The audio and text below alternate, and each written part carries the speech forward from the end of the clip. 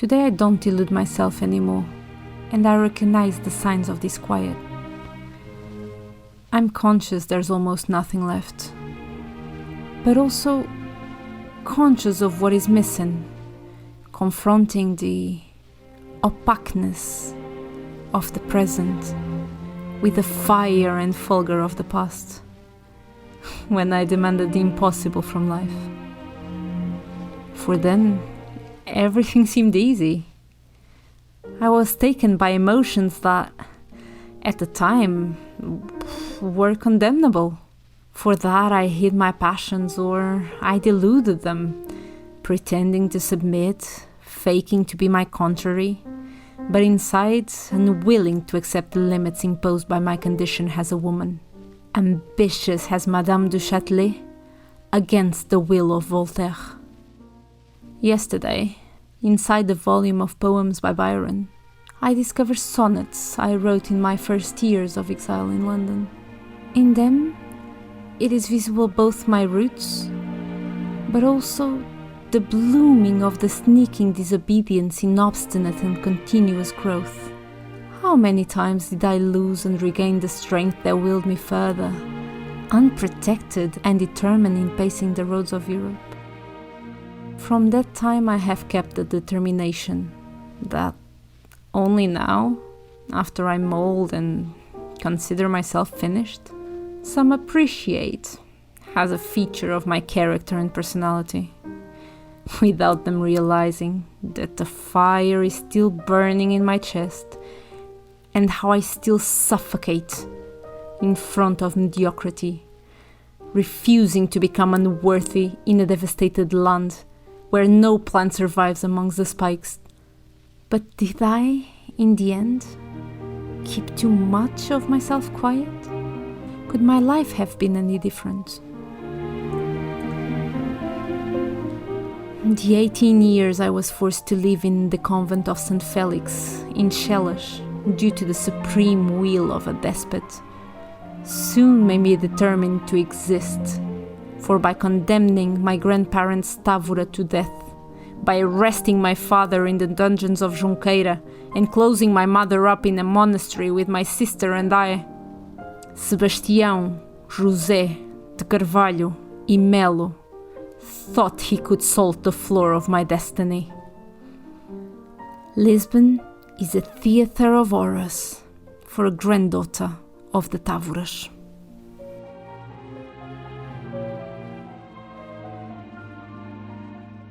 These are some of the words that open the wonderful novel As Luzes de Leonor, The Lights of Leonor, by Maria Teresa Horta. They hint at all the major traits that make up the character of Leonor de Alorna, the incredible woman that we will be talking about on this episode. Welcome to another episode of Cork Out History, Where we drink Portuguese wine. and we talk about Portuguese history. Mostly the wine. My name is André, And I'm Inês. and welcome to Cork Out History. But first, how are you, Inês? I'm very good, Andre. How are you? I'm really excited to be doing this episode. It will be a little bit different from what we usually do. Yes, it will. Yes, I am good too. I've been traveling lately, so it's all a bit hectic, but I'm back in London now, and it's all good. And today, joining us, we have a little special bottle of wine with us. Oh! It's a red wine. Yes, we do. Of course it's red wine. Yes, of course it's red wine, I know. And it's a red wine from Quinta de Alorna. And what estate is this? It's the actual estate founded by Dom Pedro de Alorna in 1723.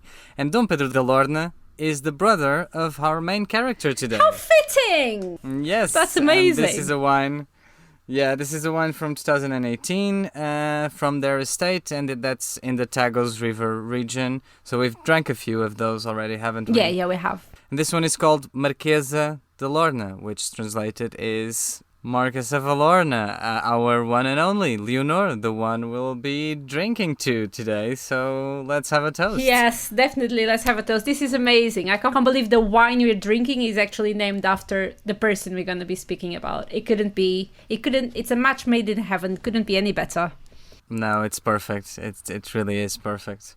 All right, so cheers. Let me have a sip of that. Cheers. Yes. Cheers. Chin chin. And it's good, isn't it? Yes. It's delicious. It's amazing. Yes is enough. Yes is enough. So before we dive in today into this special episode, we would just like to tell you a little bit more about who's guiding us here today.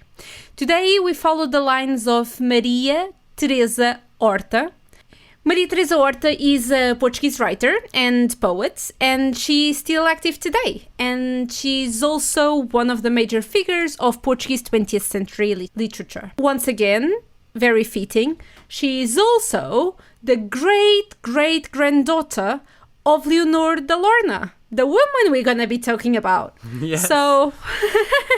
It's quite amazing, yeah? We're drinking the wine from their estate. The book that we'll be reading some passages from is written by her great-great-granddaughter. It's all in the family. We are on theme here! Yes, absolutely. In 2012, after decades of research, she published this amazing novel about the life of Leonor, this 18th century woman that questioned the limits imposed to her gender and that always felt Portugal was way too small for her. From the walls of the cell in which she was imprisoned by her family prosecution to the salons where her intelligence and cultivated spirit tried to fly too high for her time. But wait. We will get to Leonor in a bit, but there's more, isn't there? Yes. Now, Maria Teresa Horta needs a few more words from us, doesn't she? She is not only the author of this biography that mixes history, true words from her ancestor, and a little bit of imagination, but she was also the author of one of the most controversial books of the 20th century. Yes, because in 1972, 3 Portuguese women published a 3-hand book, and those women were Maria Teresa Horta, Maria Isabel Barreno, and Maria Velho da Costa.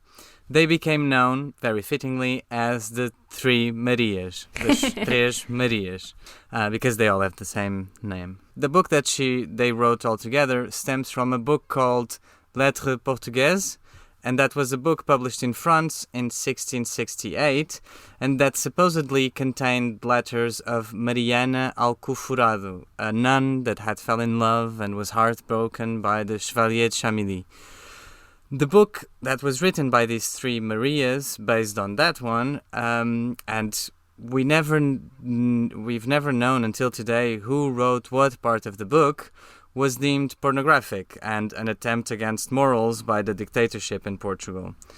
It spoke about the themes of female love and lust and sex and everything were in there. Yeah. And yes, so of we course don't want to be. Yeah, of course it wasn't. No, not very welcomed. And the trial that started in 1974 had international impact with other voices from the international feminist movement like Simone de Beauvoir joining the protests to stop this trial and to stop these 3 women from being persecuted for their book. Amazing. The outrage was far and out, and the trial would eventually come to an end with the Portuguese Carnation Revolution on the eve of the 25th of April of 1974, when the dictatorship ended. Yes, we shall maybe talk about that next year in April. Who knows? Seems like a good time to... Exactly. Yeah, maybe we'll celebrate the revolution here as well. Exactly. Anyway, now out of the rabbit hole about Maria Teresa Horta and on to Leonor, the subject of her book. And throughout this episode, we will be guided by own words of Leonor, by the words that Maria Teresa Horta wrote on this novel, by a combination of all that. So join us on this journey. Awesome. So we're going to be reading about a great woman in the words of a great woman herself. Yes, correct. Very amazing. True. Very true, very true. Leonor de Almeida de Portugal, Marquesa de Alorna, so the Marquise of Alorna. Mm-hmm. And she went by the pseudonym of Alcipe, was born in Lisbon in 1750 and would die in the same city in 1839. Leonor is born into one, if not the most, important family of the kingdom and always held important governmental and political placements. part of the court, their power was on the rise. Leonor is born in the year of the death of King João V. Yes, you know, the one. We've mentioned him in previous episodes, and he's Andre's favorite. By the time of her birth, the kingdom was on the eve of a major turning point. Dressed to go to Mass with her parents at the sung Mass of 10 o'clock in St. Magdalene's Church, the little girls run from the house to the garden, where they try to hide amidst the geometrical aisles, running between bushes, trying to contain laughter and the will to run.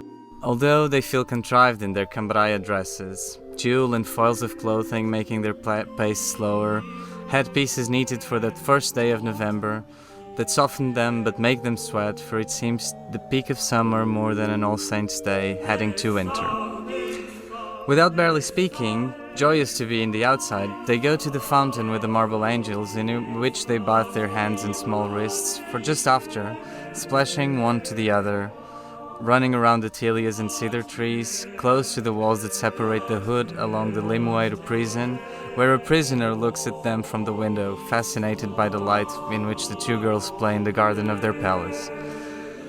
But as they laugh, and as they're close to hiding in the shade of the purple roses, a revolted and quiet clamor coming from the guts of the earth reaches them, at the same time that the ground escapes their feet, making them lose their balance. Frightened, they close their eyes while trying to make sense of the light that shakes, dancing in front of their fair eyes, paralyzed in a slow trance of fear, just to suddenly holding on to each other, scared, facing the convulsion of the earth and the intense roaring that comes up, mixed with the untimely sound of bells, calls in panic around them, shouting, prayers and screams, all coming together in an unbearable roar that rises through the shaken hills of Lisbon, where ruin after ruin already stands.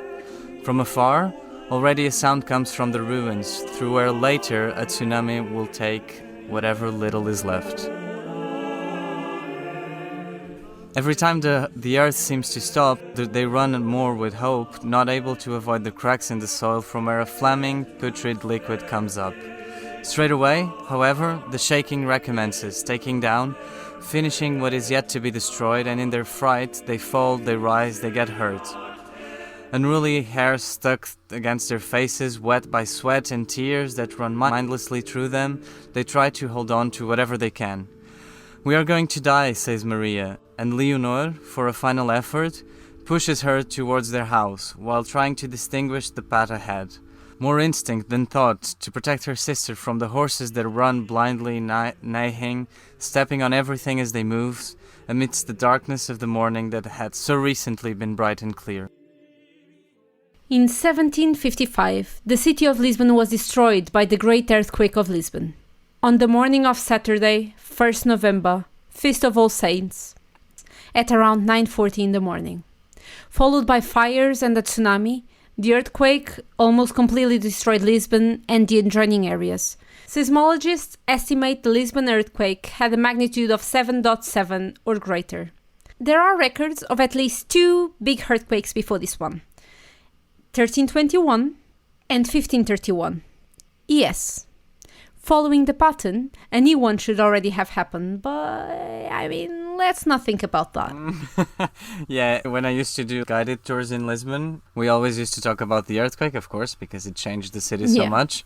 And I always used to tell people that another one should be coming soon, and you should have seen their faces. Their faces were priceless. They were on holiday in Lisbon, and someone was telling them that that's how might come. Maybe this is your last holiday. Enjoy, have fun. Yes, try our wine. Yeah. Anyway, but 40 minutes after that earthquake, the tsunami came while the city was already burning, with all the candles in churches that were prepared for the day's festivities, and most things were built in wood, and major fires hit throughout the city as well. Yeah, we know how devastating fires in Middle Ages and antiquity can be, right? It's just... Yeah. It never stops. Now you get the combo: earthquake, fires, and a tsunami. Yes. If that's not apocalypse right there, I don't know what is. Yeah, some said it was. Anyway, the waves of the earthquake reached far beyond the country. It reached as far as Greenland and the Caribbean. Yeah, some later studies even say that it's likely that the tsunami wave also hit Brazil. There are What some the records of hell? people mentioning like changes in the sea at that same time. That's Uh, insane. and of course throughout Europe as well, even Voltaire wrote about it, so it was felt not only in Portugal, but Yeah. of course the epicenter was like 100, 200 kilometers from the shore in Portugal, so Yeah. it's what was mostly hit. And of course that between the damage and generalized panic, a new city was to be born from the ruins of this one, but that city with a lot less documents from the past than we should have. The amount of documents, libraries, and general wealth that was lost in that day has marked the country in so many ways, and even what we know about the country before that as well. Yeah, yeah. We mentioned it also in our last episode, didn't we? It's one of those devastating points to all knowledge that we have and Yeah. records. If a natural disaster shaped the future of Lisbon and the kingdom, a man-made one was about to dawn on Leonor's family as well. With the end of King John V's reign, his son, King Joseph I, rose to power, and with him one of the most controversial and peculiar figures in Portuguese history, the Marquis of Pombal, Sebastião José de Carvalho e Melo. It's a long name, guys. Yeah, it is. This is the one that Leonor mentioned on those first words we read on the At the episode. beginning, yeah. This is the man. And this man, climbing through the ranks of Portuguese nobility, came to be a fundamental figure on the aftermath of the earthquake. He quickly organized the rescue of the surviving, and to this day people repeat his legendary, and I mean that it's a legend, not that it's great, that it was time to bury the dead and care for the living. However, some historians actually attribute that sentence to Leonor's brother, Dom Pedro de Alorna, the one that founded the vineyard which we're drinking from.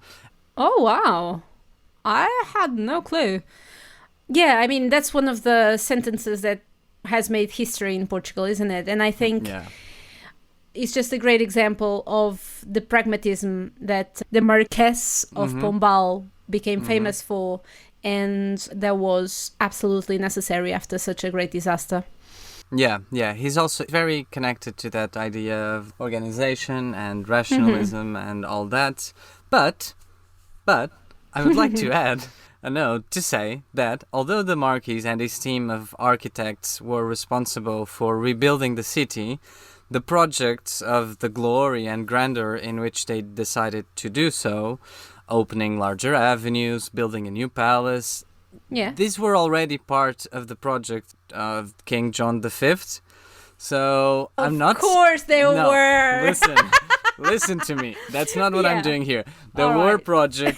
projects from architects, and basically the architects that work on rebuilding the city after the earthquake are the same architects that were already working with King John V. Yeah, okay, They are older men that had been around, and John, as any Baroque king, had major plans to change the city. Yeah. Major refurbishments in the palace, everything. But I guess making it a little bit less confusing and medieval in a way and more organized.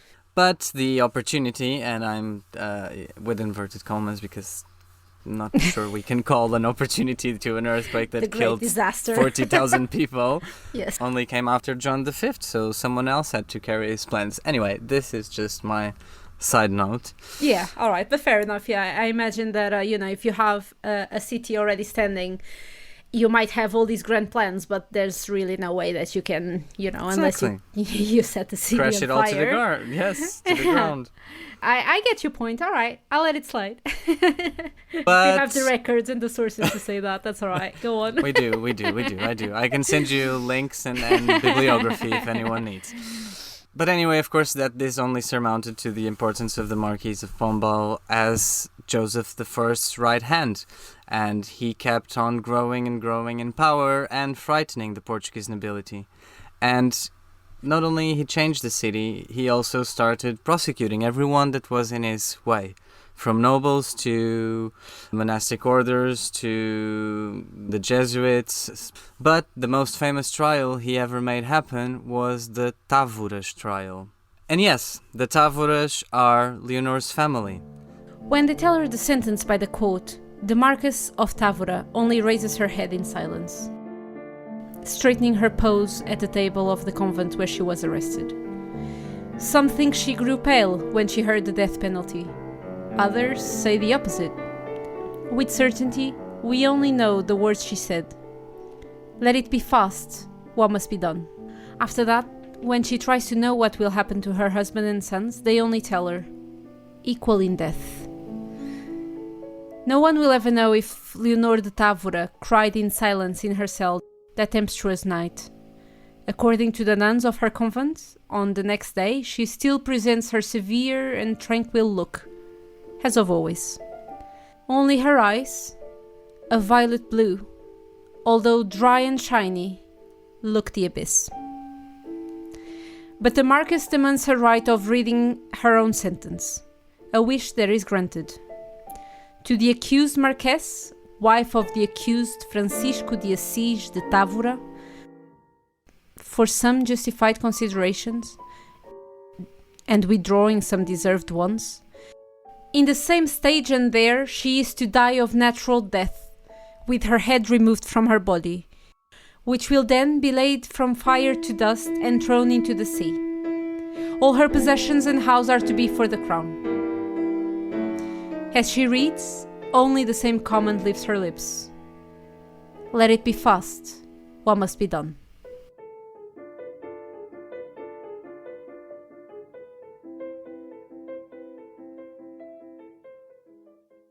That part where she reads her own sentence, it's actually the words of the sentence that was inflicted on her.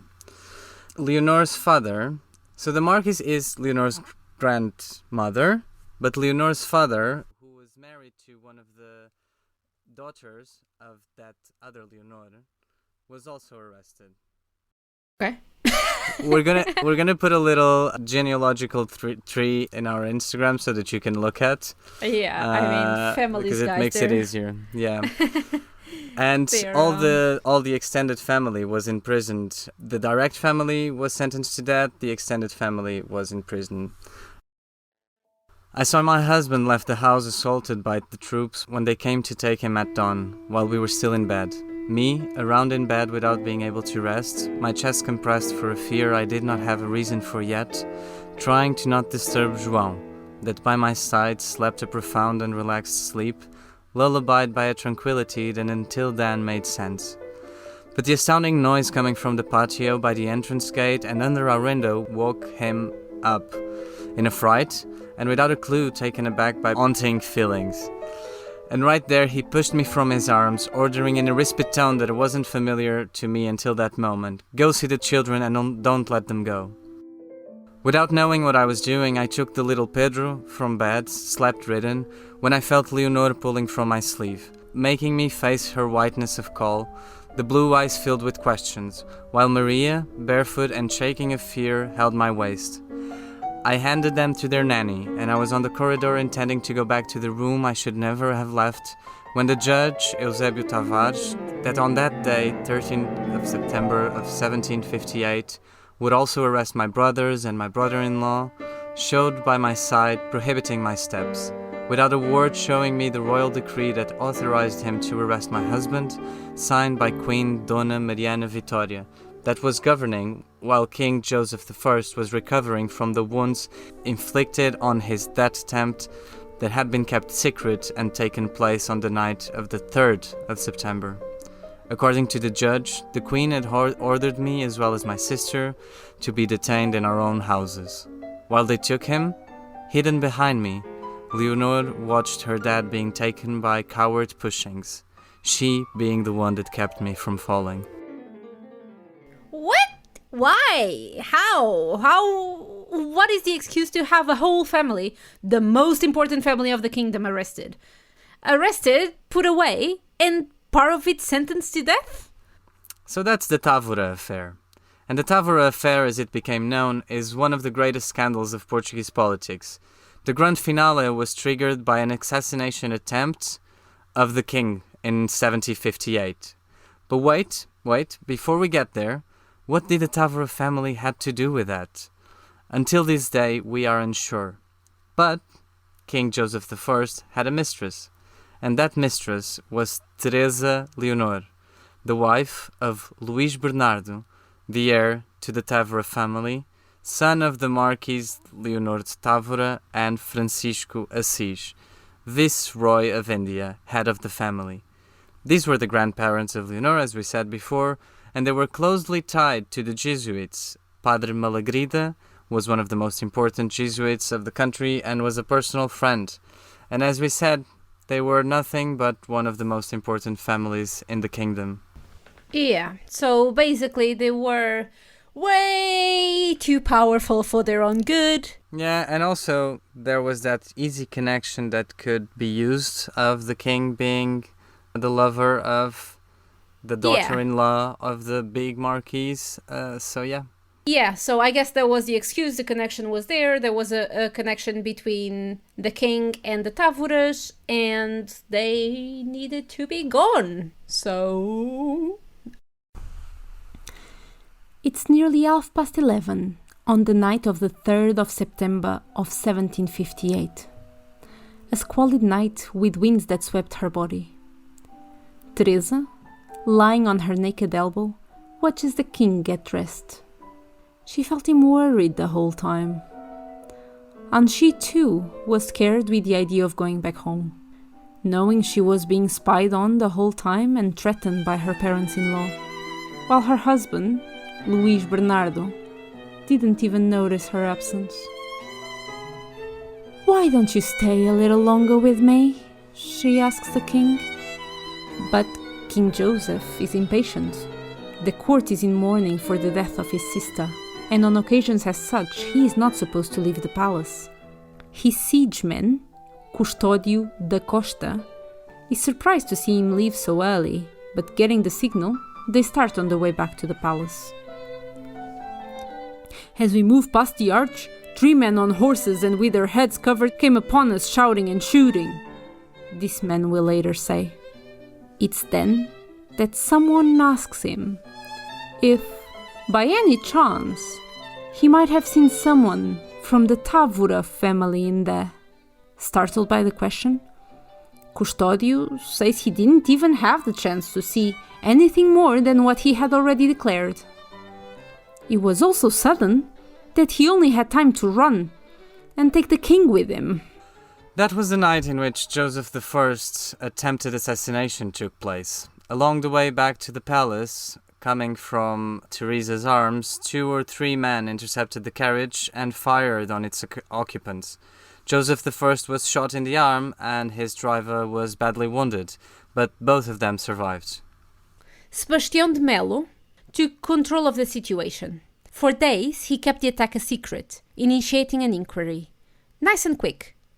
A few days later, 2 men were arrested for the shootings, and under torture, they confessed their guilt and stated that they were following the orders of the Távora family, who were plotting to put the Duke of Aveiro on the throne.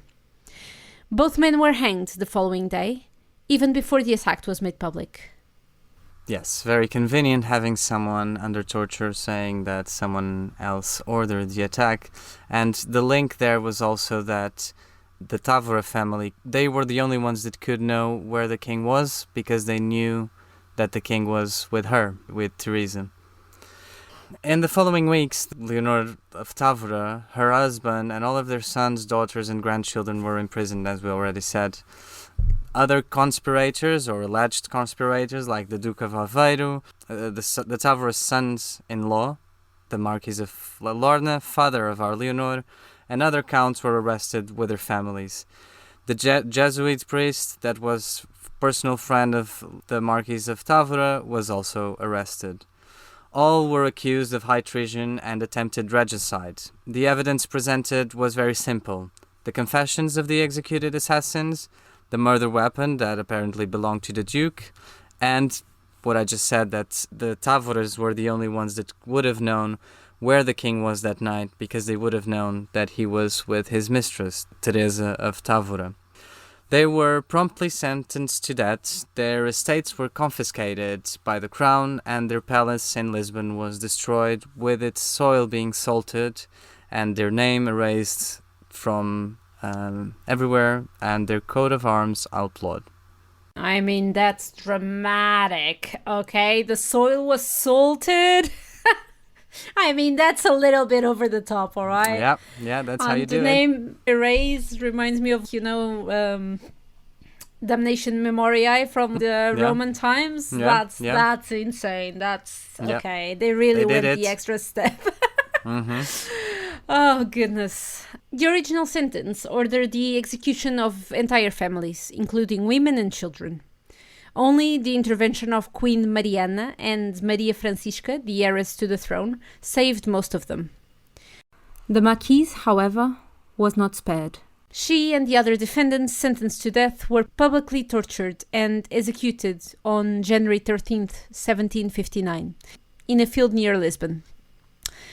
The king was present with his bewildered court. The Távoras were their peers and kin, but the Prime Minister wanted the lesson driven home. As we mentioned, afterwards the ground was salted to prevent future growth of vegetation, and to this day, in this location, remains an alley called Beco do Chão Salgado, which stands for Alley of the Salted Ground. Malagrida, the Jesuit priest, was burned at the stake in September 1761, a few years later, and the Jesuit order was outlawed that same year. All their estates were also confiscated, and all the Jesuits were expelled from Portuguese territory, both in Europe and in the former colonies. The Alorna family and the daughters of the Duke of Aveiro were the ones that were spared, but they were sentenced to life imprisonment in various monasteries and convents, and that's where we're going to find Leonor. Sebastião de Melo, however, was made Count of Oeiras for his competent handling of the affair, and later, in 1770, was promoted to Marquis of Pombal, the title that we know him today and which he got through all this. He's one of those figures, isn't it, in our history, like he's larger than life. Just this week he came up in one of our posts on Instagram, in a post where he brought around the end of the Inquisition. He's definitely not black and white. There's people that think of him as this guy that made everything right, rebuilding the city, etc., but there's also this other side that we're just seeing here. The side where he is responsible for the death of an institution that needed to go. So there's a lot of different sides to him. I feel like through history we do a lot, we used to, and we do a lot, the history of great men, right?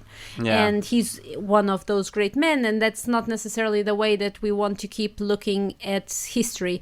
But, there's no doubt that some personalities really do stand out and they mark history in ways that we can't even, we're still dealing with some of the stuff that of his legacies. So I feel like he's such an extraordinarily complex and interesting figure. I would really like to look into him later on, because it's like we have so many good things coming from him, and we have as well so many terrible things, and the Távoras was definitely insane in what he left us, and the persecution to the religious orders. It's a lot. Yeah, there's a lot going on, but I would really like to look into him, maybe for a short episode in the future, who knows. If not, I'm sure that he will definitely keep coming up in a lot of our episodes. It is not yet 7 a.m. on the morning of 13th of January 1759, a dawn marked by a soft light and an eclipse, when the Marquess is taken from the convent to the port of Belém, where during the night a stage has been built of wood with a ladder leading to it. They had taken everything from her, except her dignity, honor, her pride and innocence. Leaving her siege, she sets foot on the mud-filled soil of the port. Leonor de Távora shakes and leans forward with the wind on her skirts. Two priests come to help her, but she refuses, kneeling on the first step of the ladder, where she confesses for more than an hour, a small voice, just a breath.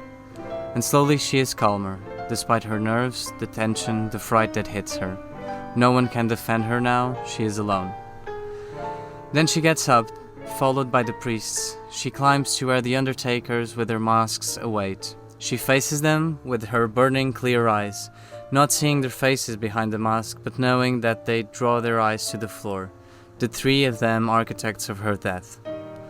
On their cruelty job, they explain her in detail how they'll treat each of her sons and her husband. breaking their bones, dismantling their bodies, burning them alive, decapitating them. The Marquise tries to fight the will to faint, her face serene, unmoved, a small tremble of her lips.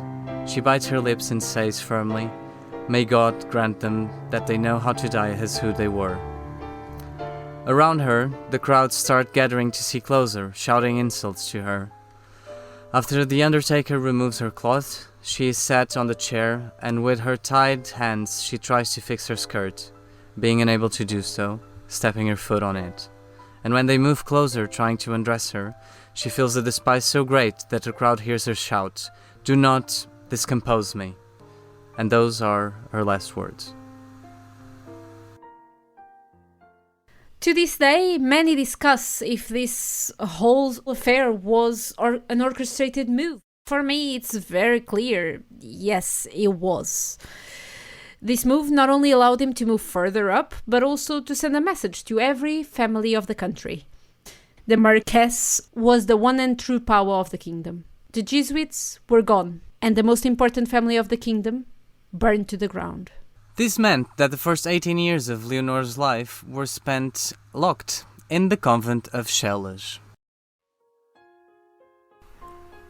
We were standing in front of the convent of St. Felix, in the valley of Chelas, which wooden doors, tainted and worn by the years, took long to open. We went through them, shaking with cold, soaking wet, after we had waited in a little patio, surrounded by blue and white tiles with geometrical drawings fading. Or so I remember, as the soldiers guided us with lit torches on that tempest night of December 1758, flames wobbling under the rain, barely lighting the steps. A couple of nuns awaited us, curious but suspicious, and the Mother Superior, her eyes cast down, but visibly unpleased with the clear signs of our broken heart and the unkept look we had at that time of night. Maria and Pedro were softly crying against the silk skirts of my mother, pale white, and I making my steps slower, trying to see in the dark. In the cell that would be my bedroom for 18 years, laying in the narrow and cold bed, I kept my eyes open all night, taken by the fear of what, although I could not yet understand, already frightened me by its abyss. In the room next door, my mother stayed with Pedro, trying uselessly to rest and reassure him. A few days later, he would be taken from us and back to our house in Street da Boa Morte. Only then did I start realizing the dimension of the tragedy that ruined our lives, although I couldn't yet grasp the essence of what was happening to us. What sort of cataclysm had been put in motion by the tyrant and ferocious power of the Secretary of State, Sebastião José de Carvalho e Melo, the undertaker of our family. From that first night, I still keep astoundingly vivid the hopefully fantasy that next day I would wake up at home, or in the arms of my grandmother, Leonor de Távora, who I didn't know was already in prison. And when later, a vicious nun told me all the details of her barbaric death, I felt hatred being born deep inside me, a feeling I hadn't known before. Confused feelings poisoning my blood, trying to take over my frightened little girl's heart. However, the books, the lights and poetry saved me, by spilling honey where hatred and fel and anger had laid their dutiful works. Leonor grew up surrounded by walls, but trying to surpass them on her books. Tutored by Francisco Manuel do Nascimento, her horizons grew far and wide. As for Feliciana in our latest episode, the convent became a place of erudition, and although she shocked and mesmerized the nuns around her, as she grew, a larger and larger crowd started showing up at the gates of the convent for literature, philosophy, and history discussions, soirees that took the name of Leonor out of the convent before she even did.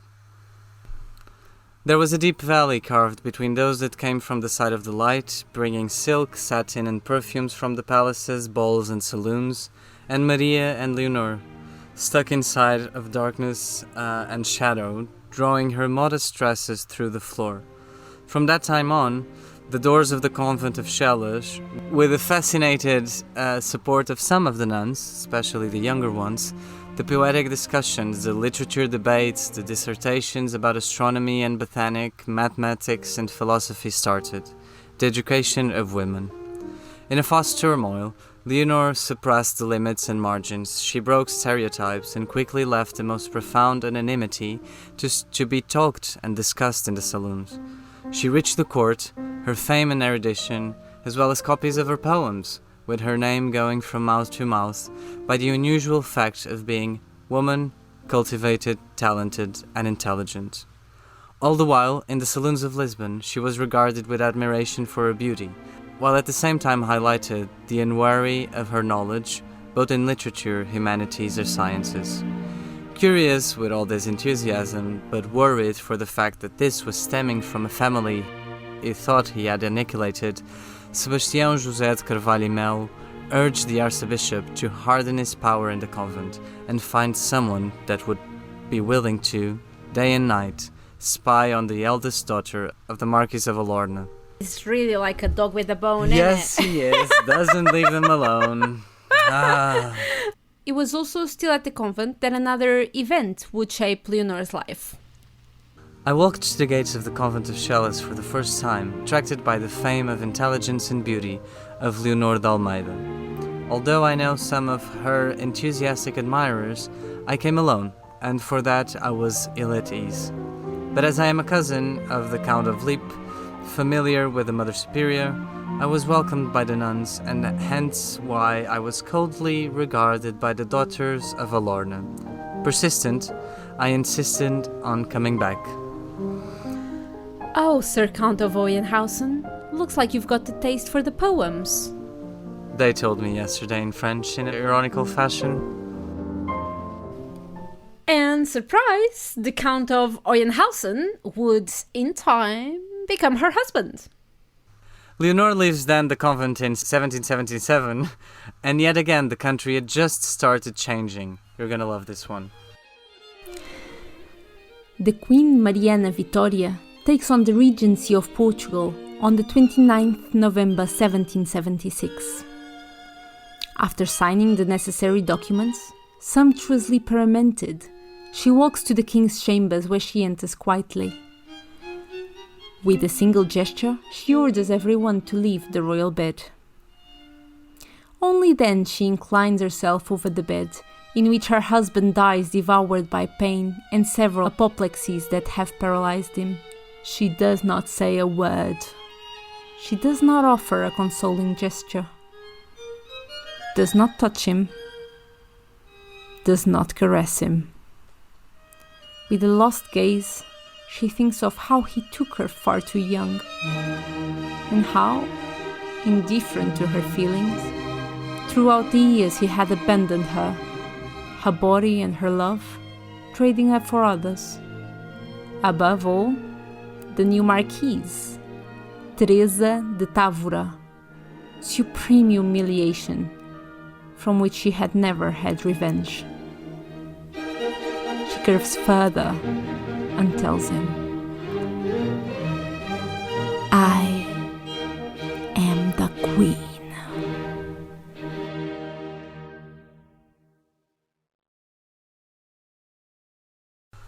When Leonor comes to the light of Lisbon, a new kingdom is then emerging. Shadows of the past still linger, but the Marquis of Pombal has been pushed away from the court, his power too great, and a new regent is controlling the reins of the kingdom. Quickly, Leonor's poetry and wit spreads through Lisbon. Her family reunited, she soon marries Carlos, Pedro, Maria, José, Augusto, again long-ass names, Count of Oyenhausen, against her father's will. But then again, there's just another struggle on the many that mark her life. On her marriage contract, her father even added a clause stating that the husband was obliged not to take her out of the kingdom, not for an occasion nor any other. Only if she is to be in service of the crown and majesty of the kingdom. This is quite terrible for Leonor, and she protests and demands that no one is to sign it before she speaks with the queen, which she manages, and by pleading and pleading, she gets her husband appointed to Vienna, opening the doors of Europe to her. She had an excuse to come along. They must be commenting the departure of Dona Leonor de Almeida and of the Count, her husband, on their way to Austria. The Queen, whom Leonor had come to say goodbye a week ago, looks at her sister and daughter-in-law with intensity and says, "I just hope I haven't made a mistake sending the Count as an ambassador to Vienna." To which the princess replies, "It's her who should have been nominated." With the Count and his positions, Leonor starts to travel through Europe, adding even more knowledge and world to her already larger-than-life interests. Leonor visits many courts along the way. They stop in Madrid, they then go to Versailles, Vienna, and she deals with kings and queens, and she is enchanting wherever she goes. I visited the Natural History Cabinet, which is magnificent, and one of the things that I found most astonishing is the small room in which they have everything they stole from the Americas. Their idols, their faithful musical instruments, their arms, and 1,000 things more that stupidity and cruelty have taken from an ignorant people without even knowing their uses. They have a small vase there, in which when pouring water onto and trying to drink it, you hear such loud noises that it sounds as if someone is complaining. And just from this small thing, one can see that they were not as far behind as some say of them, because they were perfectly aware of the laws of mechanics. These are actually like Leonor's words. It's part of a letter that she wrote to a friend. And it's quite amazing, isn't it? That's amazing. Yeah. It's just, back at that time, having a voice that reads in this way, that's astonishing, really. Yeah, it's there. In Paris, she meets with Marie Antoinette, amongst many others, but with Marie Antoinette herself, whom she will follow closely on her later days, worried with the destinies of the royal families of Europe. The letters that come from France confirm her worst fears. The blood still runs through the streets of Paris, Avignon, and Marseille. Leonor understands then that Paris will never again be a solution for her life. Then she moves to other parts, and one of them is Vienna. She is in Vienna for more than a year, until one day, in the imperial palaces, she sees Mozart for the first time. She goes dressed in carmine silk, grey pearls in her hair as the ones she used for her portrait. The emperor himself introduces them, mentioning the ties of music and poetry that make the connection between all the arts. He bows, and she bows. Leonor and her family eventually moved back to Portugal in 1785 when her husband was appointed as Lieutenant General. Leonor then became a lady-in-waiting to Princess Carlota Joaquina, the wife of João, Prince of Brazil, another king that Leonor has met. So her life is so long that she goes through, I haven't counted them, but I think it's at least 4 or 5 different kings of Portugal, kings and queens and regents. Mozart, Yeah. Can we just take a second? I know. It's I know. all these great people just, I'm turning the corner. Oh, hi, Bo. Oh, hi. Hi, how you doing? Yeah, I'm moving on. There's a queen waiting for me there. Marie Antoinette. Oh, thanks. Yeah. Can you pass the salt, please? Not the salt, but apparently she actually took letters between Marie Antoinette and the Empress of Austria. So, yeah. Marie Antoinette's mother. Yes. Oh, right, okay. Yes. I mean, yeah, okay. So she was in all the right places, huh? Yeah, I mean, She was in That's the room where it amazing. happened. Yeah, exactly. That is amazing. That's quite something. Yeah. So back in Portugal, she became, again, everyone knew her already, but she became even a more popular personality, and she opened a literary salon, another one, this time called the Society of the Rose, and a place that welcomed the likes of Leonor, as a published poet herself, Bocage, and so many other poets. We've recently spoke about Bocage because we celebrated the anniversary of his death or of his birth. Yes, we celebrated his birthday on the 15th of September. He was born in 1765, and we published it on Instagram. So guys, if you don't follow us on Instagram yet, please go find us. You can get all this cool stuff up there. You are. Yeah, so not always was Leonor regarded very well in terms of her politics, and she did not always have the sympathy of the court, and she does move to London for a while also because of that, back and forth, because she thought too much for herself. Yeah, well, she was a woman thinking. Yeah. Danger. Red flags. In 1801, Leonor's father, João de Almeida Portugal, passed away.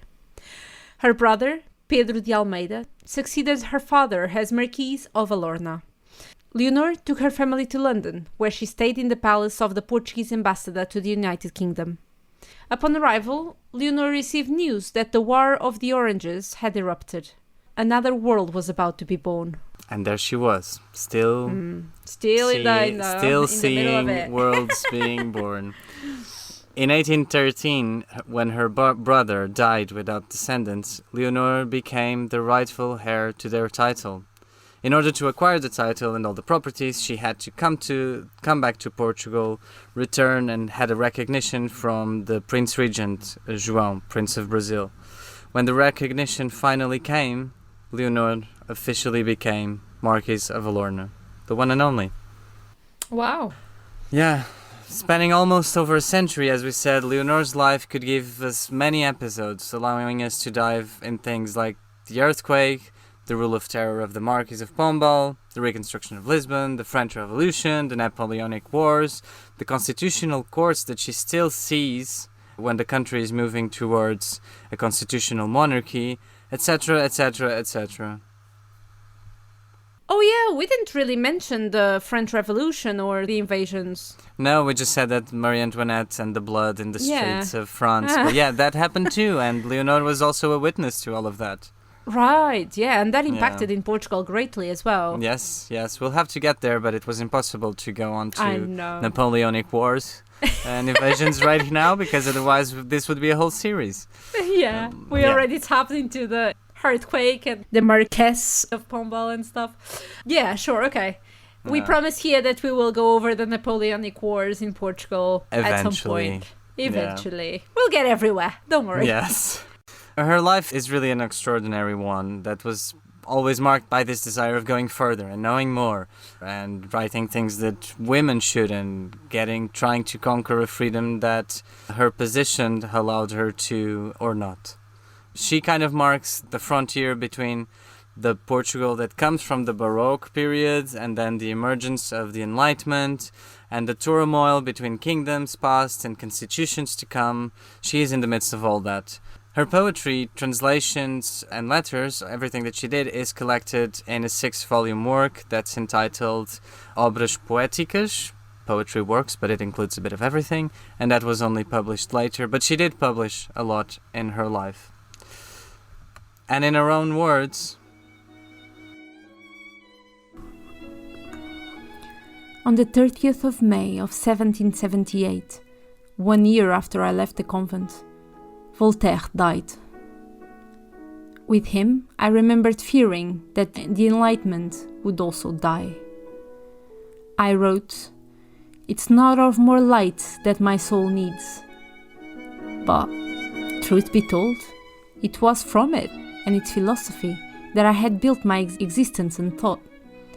Now that I'm lost in solitude, I'm lullabied by the memory of hours of plenty, even if hard and difficult to remember, trying to remind them without falling into superficiality, trying to deny the fear and fright, the mistakes made throughout the years.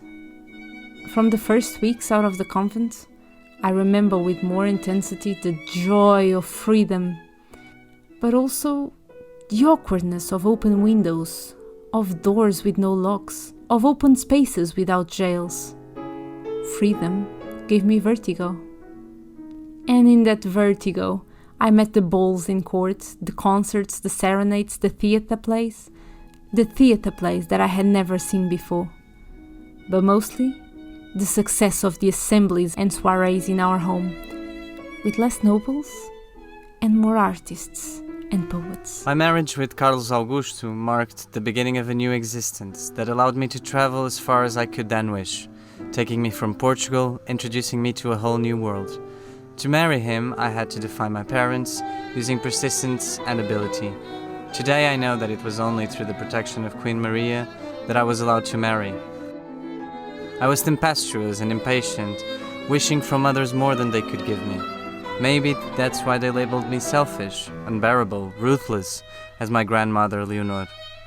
I got used to being criticized, for reading books, for talking about science, politics, philosophy, for knowing English and Latin, for having too much enlightenment for a woman.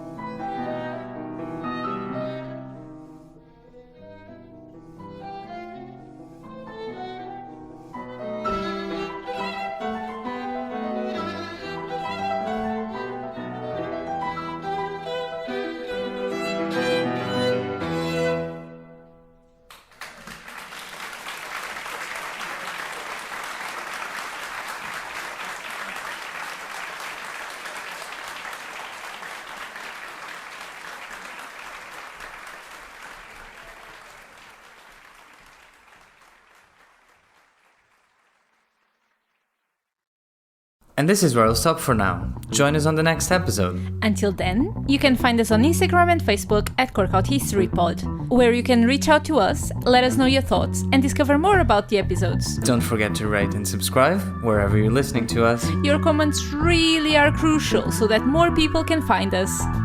Bye! Bye.